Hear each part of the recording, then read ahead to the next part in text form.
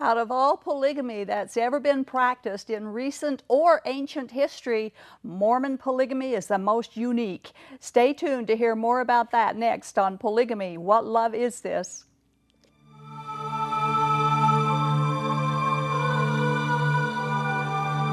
She was born into polygamy. Her family followed the teachings of Joseph Smith. All of them, including plural marriage. Especially plural marriage. Like many young girls, she had been promised to a man who was her father's age. But she fled. She ran away. She preferred an eternity of outer darkness to a life of polygamy. She chose hell over religious enslavement.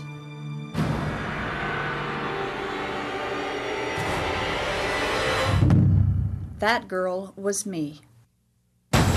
After I fled, I thought I was free, but I realized I wasn't free. I was lost, alone, desolate. No home, no hope, no life. Then Jesus Christ found me and rescued me, and He loved me. In His love, I found real freedom, a real home, a real life. And Jesus offers you the very same thing. He is a shield to all who will take refuge in Him. He has been a refuge for me, and He can be for you too. Knowing the surpassing love of Jesus Christ today, this is why I can look back and ask, polygamy, what love is this?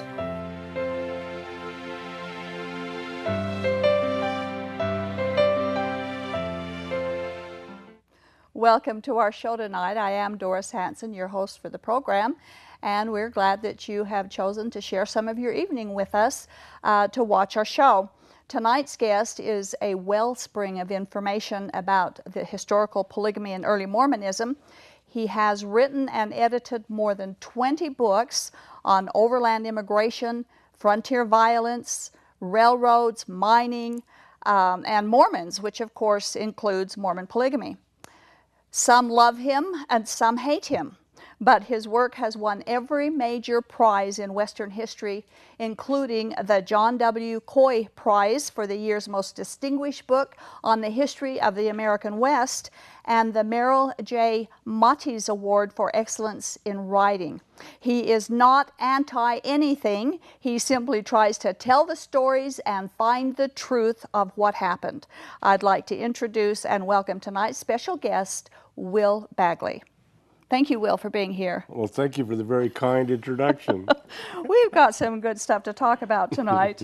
A lot of the early West Mormon polygamy and some of the stories that go along with it. It's got quite a rich heritage. They're amazing stories. Yes, there are. And they're very human stories.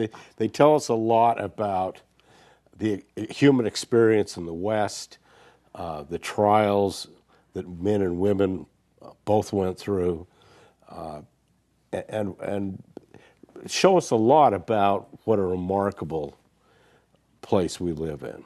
And we do. It's got a very rich, interesting history. We are going to be talking about a couple of books and even more than that, but this is particularly, you wrote a book entitled Always a Cowboy, and it's about the Charles McCarthy family. Yes. Is that correct? Charles and Wilson McCarthy. And there's a picture of the book there on the screen. And so we're going to be talking a little bit about that. And there's also one here about the Kingdom of the West series, which is doing the works of Abraham. We're going to talk about some of the things that's in that book. But you've also had other works. What would you've got a new book that's come out, plus you've got a YouTube, a recent interview that you'd like to talk about a little bit. Well, I'm working on a 4-volume narrative history of the Oregon-California trails. And the first volume, So Rugged and Mountainous, Blazing the Trails to Oregon and California, won the Wrangler Award, which is sort of the Oscar of Western history. Wow. And the second volume will be out on September 11th. Ooh. And it's called With Golden Visions Bright Before Them, Trails to the Mining West. and it takes the story up to 1852. But my most recent book with David Bigler, and David is my mentor, my patron, my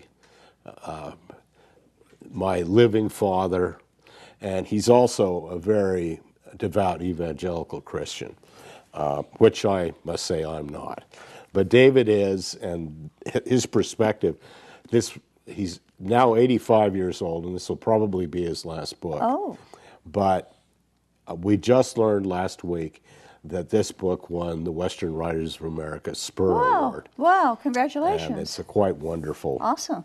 And if you want to know what we have learned about Mountain Meadows since my first book on Mountain Meadows, Blood of the Prophets, it's in here. And it contains and incorporates the information that they wouldn't let us see when David and I wrote our earlier works. When you say they, who are they? The Brethren. The Those Church guys, of Jesus Christ of Latter-day Saints. Okay. And they spent something north of $10 million to refute Blood of the Prophets. And wow. After this book appeared, it got a critical review in the Utah Historical Quarterly that made a bunch of false charges about the book. But I then learned that historian who works for the church and his faithful companion back in Virginia are going to write their book about the Utah war. Oh, okay. And I don't think they'll spend $10 million on it. But this is, I believe, the best honest history, maybe in many ways the first honest history of the Utah Rebellion, the conflict between the United States government and the Mormon Church in 1857 that incorporated the Mountain Meadows Massacre and brought federal authority into Utah. Now, our show is on polygamy, and since you brought up the Mountain Meadows Massacre, what part did polygamy play in that event?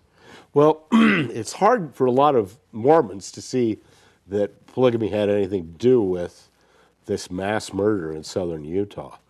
But the way that David and I see it, the causal event was the murder of the Apostle Parley P. Pratt, who is the great-great-grandfather of Mitt Romney. And Pratt was the husband of 12 wives, and wife number 12 was married to a man named Hector McLean, and Hector did not like having his wife and children stolen, and in a very convoluted, very romantic story, McLean chased Pratt all over the eastern United States, up and down the Mississippi River, and finally tracked him to Indian Territory and caught Pratt with the help of the United States Army.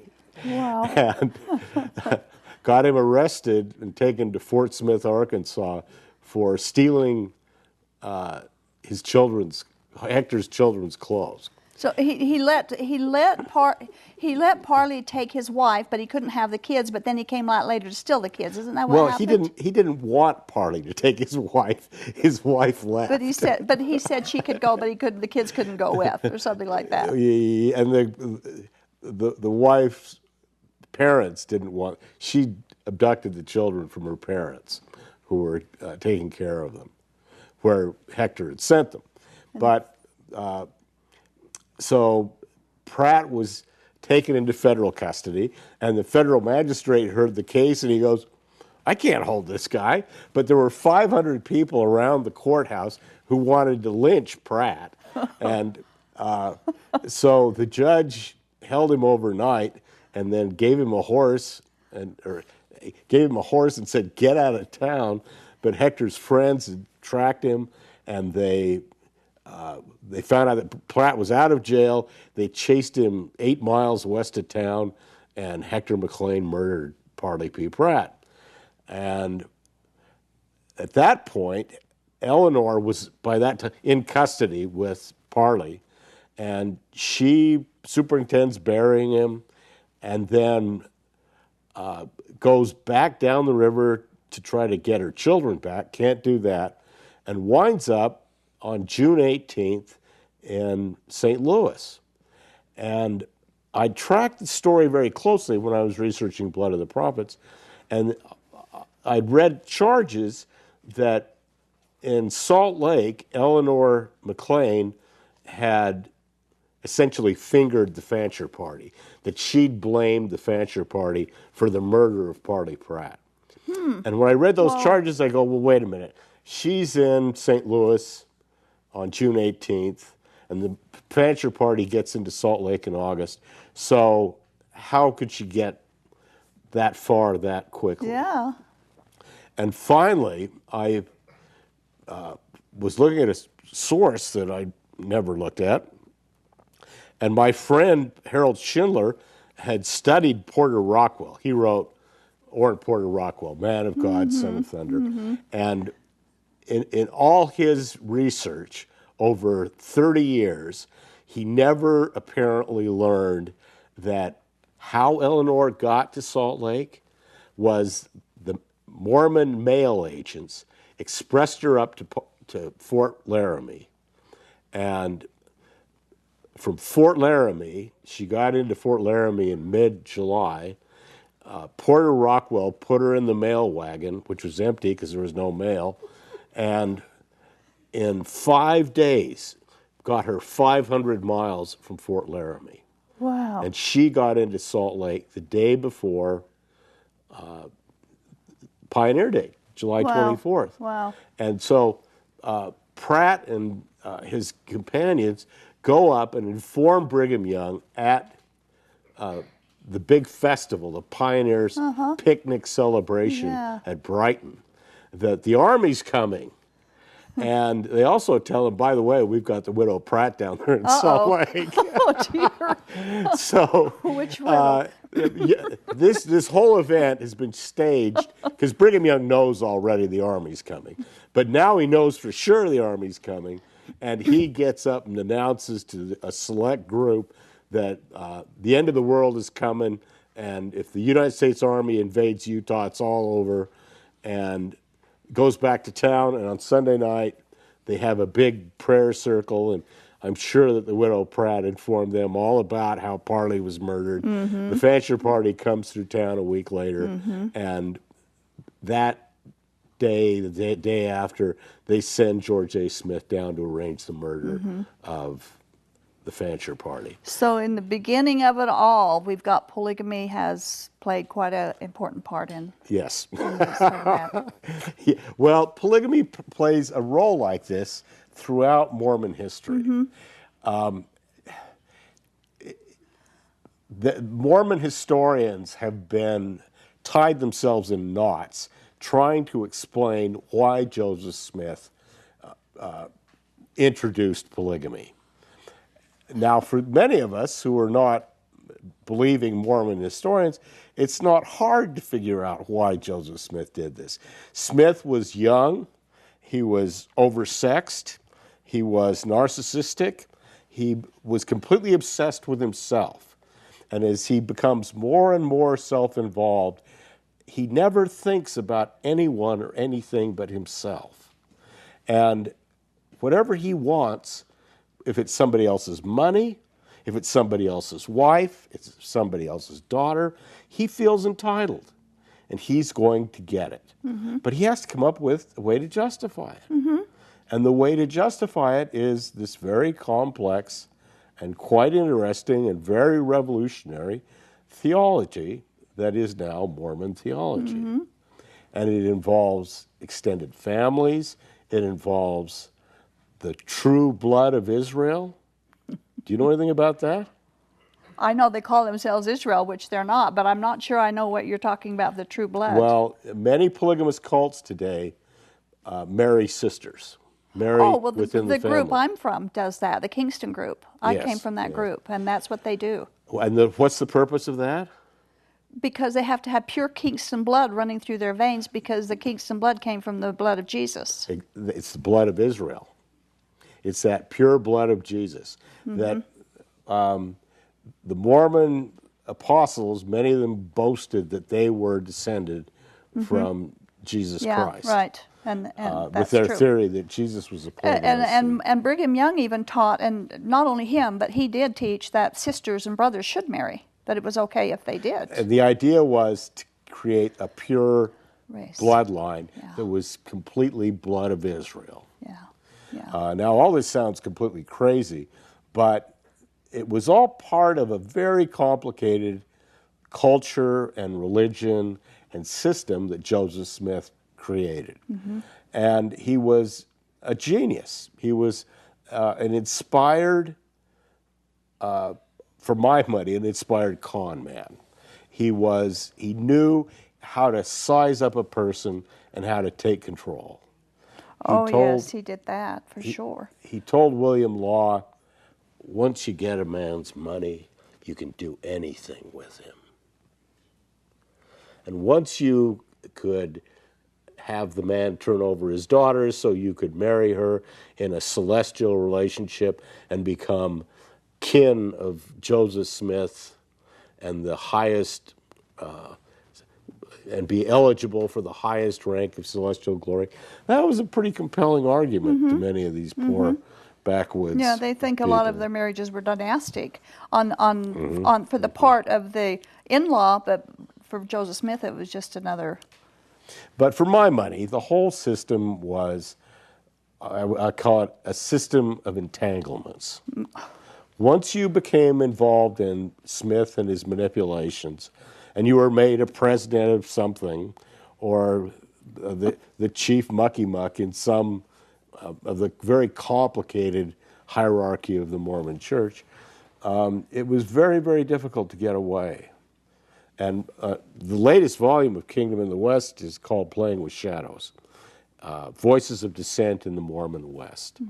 And it's about people who joined the church, often in England, with very idealistic hopes, with a belief that they were going to become part of a better society, a true Christianity, a primitive Christianity. And they get out to Salt Lake and they find what one of Brigham Young's stake presidents called a system of aggrandizement, where the big bugs, as Charles Derry calls them, control everything, all the resources, all the money, all the women, and these poor people who'd been so exploited and so sacrificed so much for their religion were caught up in it and couldn't really break free. They couldn't. They were caught up into it, and they couldn't. And they didn't know exactly what was going on that came down from the top, just like it is today. They would teach that polygamy was a superior system, not because they thought that everybody on the that weren't Mormons were having these adulterous marriages. So this way, they were just doing the right thing in a superior way, the same thing only in a superior way. In fact, in this book, The Kingdom of the West, Doing the Works of Abraham, in one of the chapters you say, I think it's on page 178, you talk about in Manti, at one point, more than 1/3 of the men's wives divorced the men. So if there were that many polygamous men had that many wives, 1/3 of them divorced, doesn't that kind of throw a wrench in the idea that this is a superior system? Well, you would think so, unless you were in the hierarchy, because it was one of the ways, as the system evolved in Utah, polygamy created, certainly for women raised in America or England or Western cultures, polygamy was an abomination. It was a trait of the far West. It was, or not the far West, the Far East, the Middle East, the Turks and the Ottomans and the Arabs. it was completely alien from the American system. And it was naturally disastrous because human relationships involve possession and jealousy, and sharing a mate with someone else is a prescription for unhappiness, certainly at least in our culture. But one of the relief valves for the Mormon system was that any woman who was unhappy with her husband or considered him not up to snuff could divorce him and compel somebody with a higher priesthood rank to marry her. Right, right. In fact, Brigham Young also said that was, I think Joseph Smith also said that would be the thing to do. Well, he did it. He would Yeah. go out Oh, and yeah, he did tell it. women, sell himself to women on this. Why in the early West did you think that the polygamy itself, the practice of polygamy, was more painful to the women than any other part of the population? And yet, so many times you'll see the women are aggressively defending it. It's one of the painful realities of how this system and the way that it warped people in many ways. The women who are the most vocal defenders, Emmeline Wells, Yeah. Eliza Snow. I have a Even great, Helen great, Mar Kimball did, and she and was Helen married Mar at 14. When, and these people had been victimized, were married to men who were heartless and abused them, treated them terribly. And here's poor Helen Mar, who is the son of Heber C. Kimball, the daughter of Heber C. Kimball. She's 14 years old, and this sexual predator who claims to be a prophet decides he wants to sleep with her. yeah. And convinces dad that, yeah, you got to turn over your daughter to me. It's horrible. And she spends the rest of her life. She's actually in love with a young boy named Horace Whitney. And Horace is a really nice guy. And he is a member of Brigham Young's Pioneer Company. And he eventually marries Helen after Joseph Smith After is Joseph shot. Smith dies. But guess what? He becomes a polygamist. No, he doesn't. He can't be sealed to her for eternity. She is Joseph Smith's property and wife. And Horace has to settle for being her husband for time. And she is permanently affected by this exploitative relationship. But she writes in her later years what a great system it is. And they defend it. Yeah. It's like Stockholm Syndrome. You know what that yes, is? I do, and I think that that's probably what it is. Because how many women did you know growing up whose lives were miserable? My mother. But would defend it. She had a hell of a life, and she was always bathing herself in buckets of tears, and she defended it tooth and nail to her dying breath. Well, and it goes back to religious belief and conviction. And these women had sacrificed so much for their faith and had endured so much personal suffering that for them to look at it and go, this is just a racket. I'm just being exploited here. No, they bought into the culture and the system, and they couldn't denounce it. Well, and their eternity depended on it, too. We can't ever forget that part of it. Upon it. On page 185 of that book, you have a chapter heading. One of the chapter headings says, they practice as a virtue what others do secretly as a sin. That was one of the Mormon defenses. Yeah, it is. Where they, do you think, now, non-Mormons refused to accept the polygamous lifestyle of the Mormons in the 1800s. Public opinion was definitely against what their practice. The Mormons of a whole, but that was probably, do you believe that was probably primarily because they practiced polygamy? The causes of hostility to Mormonism are twofold. Polygamy is the most scandalous and sexy element of what makes Mormons so different and what makes them other, what makes them un-American and different than mainstream Americans. And the church had won a number of political enemies, and many of them didn't really care how many wives the Mormons wanted to have. And many people felt, well, it's their business, it's their religion, leave them alone. But Mormon politics and power really won some committed opponents. Robert N. Baskin. There are a number of young kids in this room who are, I think, from Utah, and I would bet not one of them has ever heard of Robert N. Baskin. Robert N. Baskin is the father of modern Utah, and he was the first non-Mormon mayor of Salt Lake. He paved Salt Lake streets. He put in the sewers. He did all the things that the corrupt early mayors like Daniel H. Wells, who was married to Emmeline Wells, wouldn't do, because they were putting all the money in their pockets. But Baskin had come out, he was a Harvard Law School trained attorney. He came to Utah, became a mining attorney, and, looked around. And early Mormon culture was very structured, very ordered. They were hardworking, they were decent people, and he was quite impressed by it. But the more he looked, the more odd things began to appear.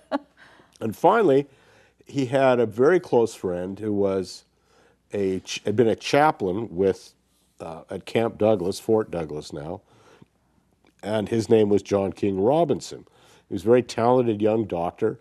He'd married the daughter of a prominent Mormon lawman, and she'd apostatized, but he'd married her, and he was teaching Sunday school in Salt Lake, a Protestant Sunday school, and was running a bowling alley, and had decided that he was going to claim the Warm Springs, where the Children's Museum used to be, and the Wasatch Plunge. Yeah, I remember well, that. he decided that the Mormons didn't have any legitimate land claims in Utah in 1867, so he claimed the Warm Springs. And in reaction to that, Mayor Daniel Wells tells him that if he keeps doing this, he's going to get in. He better be in fear for his life. Blood atonement. So Mayor Wells sends the Salt Lake police after Dr. Robinson.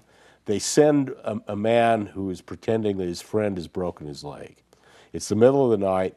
He's down on 3rd South, right across from where the Cliff Building is now.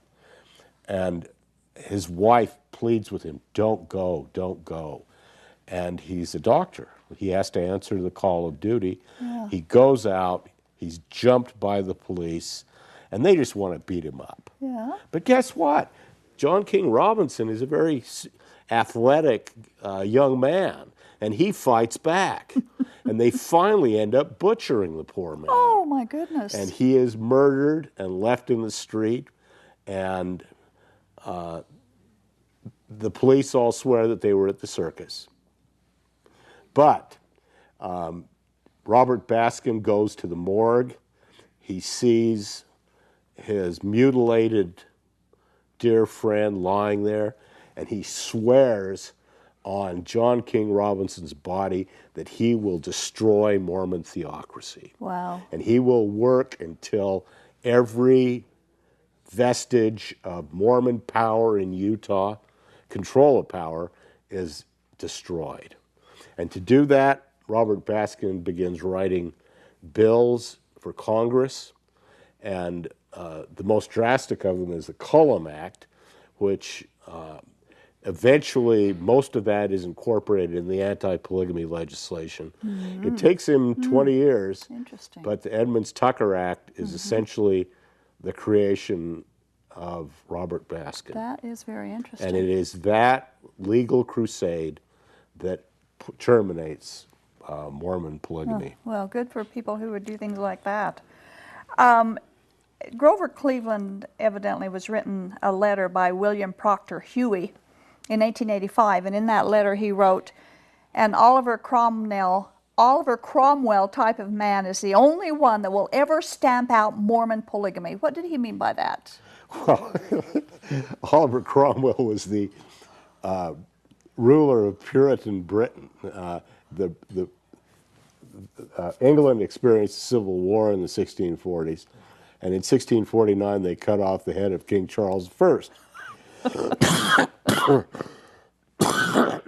Oh, excuse me, I've got a cold. But Parliament then took over the government and made Cromwell the Lord Protector. And he was essentially the dictator of England.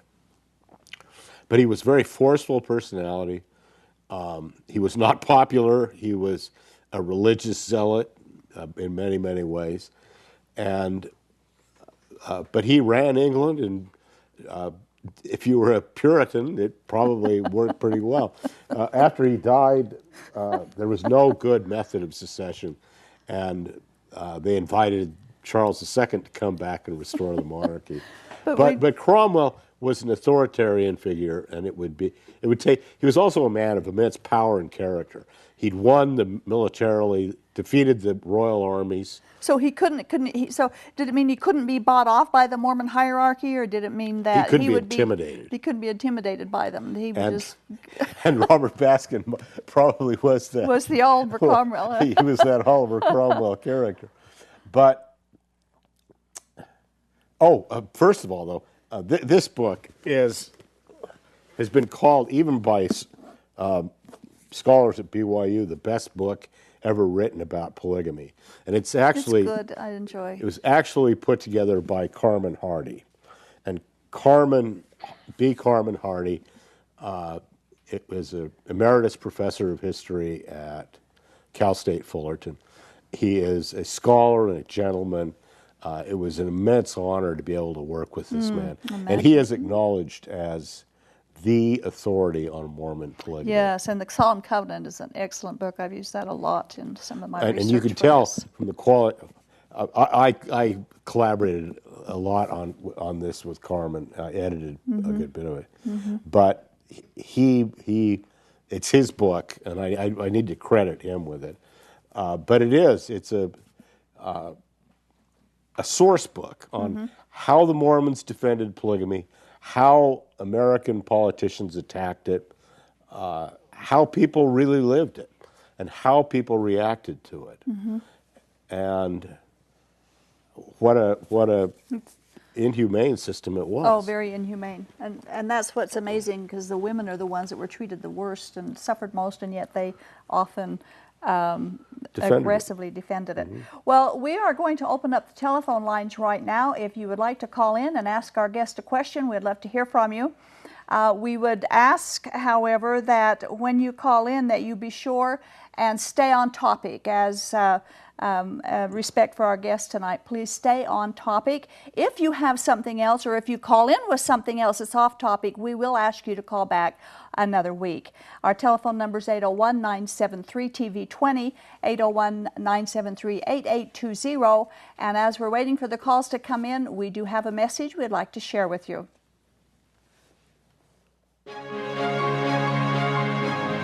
You are watching Polygamy, What Love Is This? Broadcasting live from Salt Lake City, Utah. This program is the broadcast outreach of A Shield and Refuge ministry.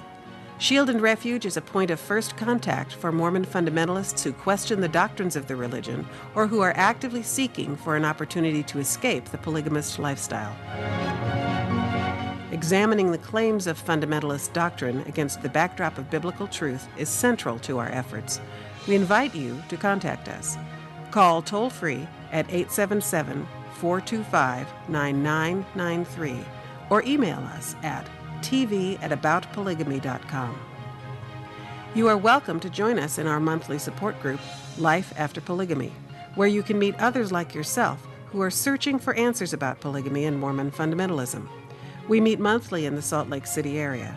For more details about time and place, call us toll-free at 877-425-9993 or email us at tv@aboutpolygamy.com. We want you to know that we've made available to you some outstanding resources free of charge. You will find them at our website, www.whatloveisthis.tv. There you will find the DVD Lifting the Veil of Polygamy, which documents the real-life stories told firsthand of those who were lifted out of the culture of polygamy through the power and love of Jesus Christ. Also, free of charge to you is the booklet Is Polygamy Biblical? It explores plural marriage in the context of God's Word and answers questions like, did God ever command polygamy? Is it part of God's plan? While you are at our website, make sure to take advantage of the archived episodes of this program, which can stream on demand directly to your computer. There are more than 100 shows to choose from. And if someone you know is unable to view this program via live broadcast, recommend that they visit this same website every Thursday at 8 p.m. Mountain Time to watch this show through live streaming video. Simply follow the links to the live streaming video page. If you are watching live tonight, we invite you to call us as we open our phone lines. The number is 801-973-TV20. That's 801-973-8820. Now, back to Polygamy, What Love Is This? With our host, Doris Hanson. Welcome back to our show.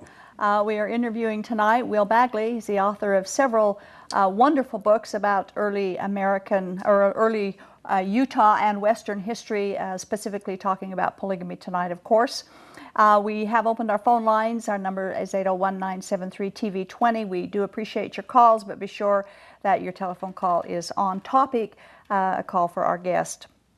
Before we take the first call, and we do have several calls waiting, Will, would you explain the level of content or happiness in polygamous marriages of any kind, not just Mormon, but any kind of polygamous marriages throughout the world? Well, one of the ironies of the history of Mormon polygamy is that when Wilford Woodruff reluctantly issued the manifesto and essentially said, we will obey the law. And the whole crusade against polygamy, the persecution over polygamy, was really, at root, an attempt by the federal government to get the Mormons to follow American marriage law. Yeah. And they lost in the Supreme Court, and they refused to give up. And I'm proud that I had two ancestors part of this longest campaign of civil disobedience in American history. Isn't that amazing? And they were prisoners for conscience sake, and they sacrificed a lot. But it was a disastrous system. It was, as my great-great-aunt Mid told me at my grandfather's 90th birthday, she said, polygamy was just a way for old men to marry young girls. and it was not, it's just not a system that promotes human happiness. And a test of that was an observation I heard a rabbi make once, that there are no happy polygamous marriages in the Bible. That's right. Absolutely true. In fact, the whole story of polygamy is a story of jealousy and contention and excess. Mm-hmm. Solomon and his concubines, which is referenced in Mormon Doctrine and Covenants, it was a disaster. It was a mess. And when Wilford Woodruff withdrew or said, we'll follow the law, and backed off polygamy, he believed, based on Joseph Smith's prophecies, that Smith would be back with Jesus by Christmas, by his 85th birthday, mm-hmm. based on the prophecies in the Doctrine and Covenants. Mm-hmm. And he thought this is just to keep them from seizing the temple and closing down our temple. So it was a temporary protection. It was but it wasn't going to last. Yeah. But what happened was, once they stopped the system, publicly proclaimed they were going to obey the law, Mormon women wouldn't have it back. That was it. There was not the public support. The people who actually had to bear the burden of the system were tired of it. It was not worth the cost. Yeah. It wasn't worth the emotional cost. The cost was great, cost. for sure. Yeah. Okay, we have some calls coming in. An off-the-air question says, why do you call the LDS prophets rather than presidents? It makes it sound like you are agreeing that they are prophets. We're just speaking according to the way the people are talking about these people. So it's not saying that we are agreeing or disagreeing. If they want to call themselves prophets, that's fine. Of course, we only believe in the prophets of the Bible. We don't believe in living prophets. Jesus is our living prophet. So that's kind of semantics. I believe in prophets with an F. You have what? Prophets with an F. Yeah. Okay. Line 2, we have Mike calling from Salt Lake City. Hello, Mike. Yes. You're on the air. I have a question for Mr. Bagley. I heard that at the end of the Utah War, I think it was called Johnson's Army. It was the United States Army. It wasn't Albert Sidney Johnson's army. It was Uncle Sam's army. Anyway, the Army came in and set up, Camp Williams? Camp Floyd. And then a number of the troops were Buffalo soldiers or black troops. There weren't any. No. You need to read the Mormon Rebellion. It'll explain what actually happened. There were some Buffalo soldiers later stationed at Camp Douglas, Fort Douglas in Salt Lake. And they were stationed here in the 1890s. When they came in, they were greeted with a lot of hostility.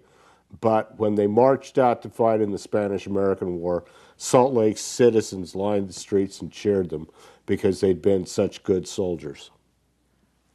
Okay, let's go with that.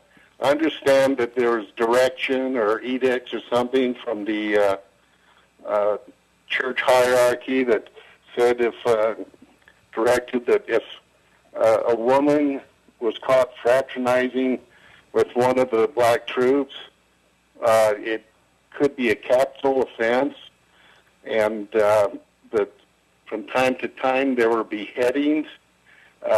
Is that an urban legend, or do you know any stories like that bear out? Well, you're confusing a couple of stories. It wasn't with black troops, it was with any troops.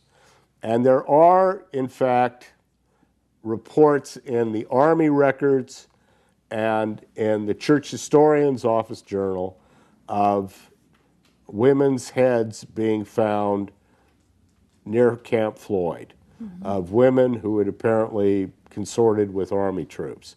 And they were, all troops at this time were white. So it wasn't a racial incident, it was a way of controlling Mormon women.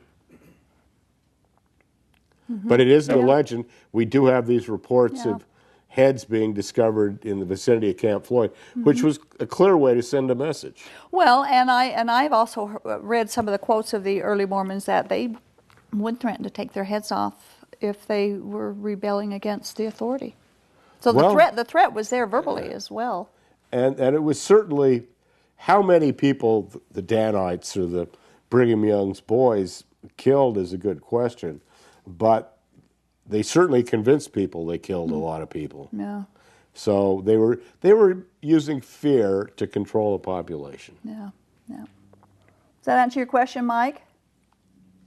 Well, it didn't make it any more clear, but it did a bit. That there was actual instances of these beheadings, but thank you. Well, buy the book, The Mormon Rebellion. He said it'll clear up a lot of it for you. All right. Okay. Thank you. Okay. Robert calling from Salt Lake City. Hello, Robert. Yes. Yes, what's your question? You're on the air. Oh, thank you. This is for Will. Will, I just wanted to compliment you. You are a very good, talented writer, and I'm one of your big fans.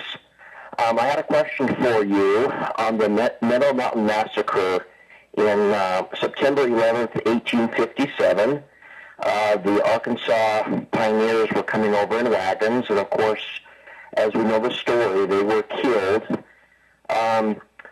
after you wrote that book, there was another author, I believe it was here in Utah, who wrote about it, and they changed a lot of historical events, making it sound like that Brigham Young had nothing to play a role in regards to that massacre. What are your thoughts on that? And then my other question is, are you Mormon, or have you left the church? And I hate to put you on the spot, but I'm a fan of all your writings, and I just was wondering where you kind of stand today with the church. And I will get off the phone and have you answer those two questions for me. Well, I'll take the easy one first. And the easy one is, like my brother Pat, I'm what they call a retired Mormon. Okay. But I also, there's an interview with me about Mitt Romney on Al Jazeera that just came out. And I didn't make the interview, but I told the interviewer that being Mormon is like being Jewish, except worse. In that, if you're raised Mormon, it does an awful lot to shape your character, and it's really hard to shake it. And I think people who leave the Mormon Church go through all kinds of stages. And I left the Mormon Church almost 50 years ago. So I've been through all the stages, but I have over time come to appreciate what it gave me and the good qualities that I was able to take out of Mormonism. But I think to this day it's a system of entanglements, and I think that it is simply patently untrue, and that you cannot look at the history and believe that Joseph Smith found and translated a golden Bible, because he couldn't have lifted the golden Bible out of the ground. That in itself. It would have been too heavy. Yeah. But at the same time, I find Mormon history fascinating. And I find that Western historians, like most Americans, they don't want to take on a religion. Americans are very careful about being prejudiced and about being bigoted against people. So historians just don't want to deal with the complexities of Mormon history. But at the same time, it's a tremendous source for overland trails, for Western settlement, Western water law, Western Indians. The records really haven't been touched by Western historians, and that's what I set out to do. But I am a retired Mormon. So did Brigham Young have anything to do with the... He was in it up to his eyeballs. I think what happens is Eleanor gets into town. They decide, we're going to get even. We're going to avenge the blood of the prophets. And by that they meant Joseph Smith and Hiram Smith and Parley P. Pratt and David Patton and anybody else who died for the church. So they send George A. Smith south with orders, kill every American coming through the Southern Trail. And that's what the boys do. This is the simplest explanation. It makes a lot of sense that everything that then happens follows that directive. And Young has to write his alibi, his great alibi letter, says, don't mess with them. Don't attack the immigrant trains. Come on, this is America. Why do you have to send orders to Southern? Right. Because you've issued an order to kill everybody, and it saves the last few wagons that are going through that they are not killed. And the authorities down there were very clearly getting ready to kill everybody, and they'd already killed 120 people, 80 women, and children. Wow. And they'd done it not because America's a violent place or this, that, or the other. They did it because they were told to, they'd been conditioned to obey, and they did it as a religious act. Right. Now, Brigham Young, when he died, were they still as aggressive and as violent against Gentiles as after Brigham Young was gone? A professor friend of mine asked, when did Mormons stop killing each other? And I said, Floyd, you know that. You know the answer to that. It's after Brigham Young dies. And I think that in many ways that's true. So the violence kind of... John Taylor tempered a little was a real defender of polygamy, but he was a very different man than Brigham Young, a very decent character, and he didn't like the violence.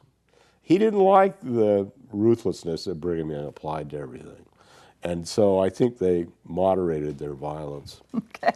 Line 3, we have Alfred calling from Murray. Hello, Alfred. Hello? Hello, I'm here. You're on the air. Hello. Yes, you're on the air, Alfred. What's your question? My question is, I have a couple parts. First of all, I really like your attire this evening. Well, thank you. I think she's very well dressed. And a real compliment to yellow shirt. And well, I want to stay on topic though. How many wives do you have, and how can you afford them? I'm curious to know about the financial situation of polygamy. How many wives do you have? I have one wife. I had one, but she left me. Oh, I'm sorry to hear that. We got a divorce. But my second marriage, like many second marriages, is much, much better than the first experiment. Your son has 2 wives? No, my son isn't single. There's no polygamy represented here except for our ancestors. How's that? Yeah. Oh, I apologize. I totally misunderstood the episode. But my second question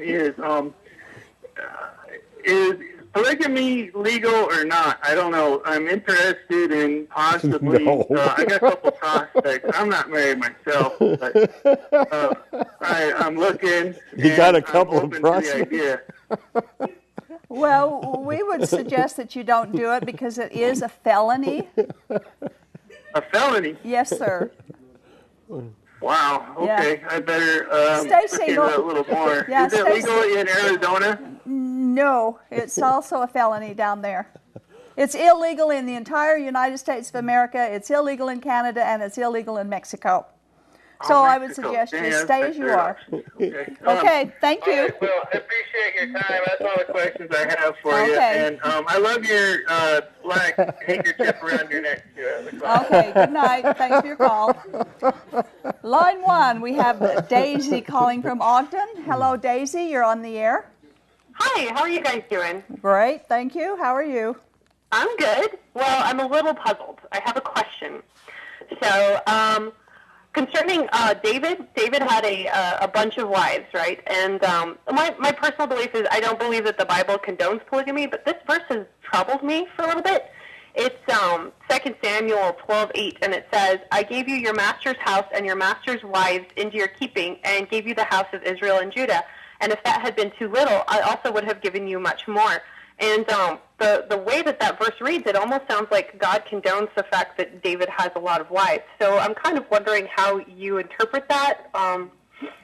Daisy, your stance on polygamy. We've talked about that a lot on previous shows, and I also have a little Bible study booklet here. It's called Is Polygamy Biblical? You're welcome to go online and order this book for free, and it'll talk all about David's wives. Actually, we don't have enough time to go over that tonight, but it is not, absolutely, God is not condoning or commanding polygamy at that point. But we have talked about it on the show several times, so we'd rather go on to the topic of what our guest is here for tonight. Okay. Thank you. Thank you. Mm-hmm. Okay, quickly, we have Jeff calling from Elko. Hello, Jeff. Yes. You're on the air. Can you make it quick? We're getting close to the end of the show. Well, welcome. Thank you. You're welcome. What's your question? I just wanted to make a comment to Doris and let you know that I watch your show every week, and I really, really enjoy it. And you're so wonderful bringing out the message that polygamy is wrong. It is not biblically supported. Abraham had 2 wives only because his wife didn't understand God's command. That's right. And she was trying to help him do something that God already had in the control. That's true. That's right. And I appreciate your call, and thank you. It's encouraging. I just wanted to let you know that, so thank you. Thanks for calling.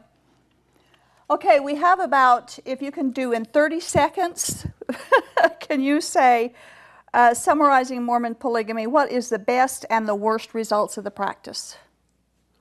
Oh, the best results are all of our cousins, all of the wonderful people All of our who relations. came out of the system.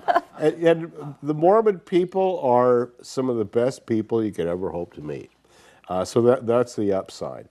The evil side is the legacy of Joseph Smith and the practices of the true Joseph Smith Mormons, who are implementing the worst aspects of